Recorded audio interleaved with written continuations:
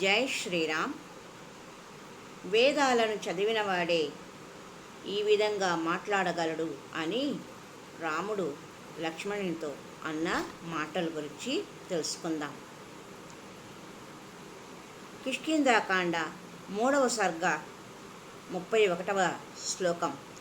ఓం అవిస్తరం అసందిగ్ధం అవిలంబితం అవ్యధం ఉరస్తః కట్టగం వాక్యం వర్తతే మధ్యమస్వరం.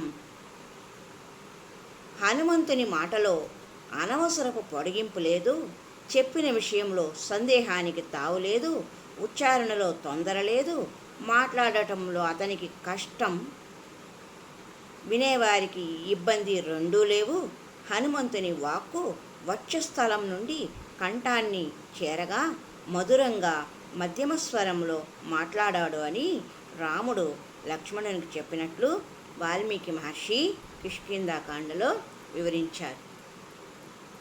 సన్యాసి వేషంలో ఉన్న హనుమంతుడు చెప్పిన మాటలను శ్రీరాముడు అవాక్కై విన్నాడట. ఆంజనేయ స్వామికి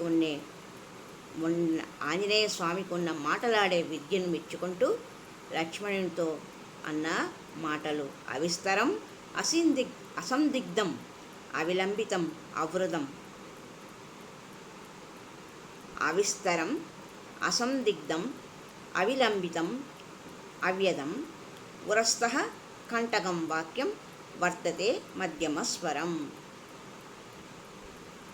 హరి ఓం తత్సత్.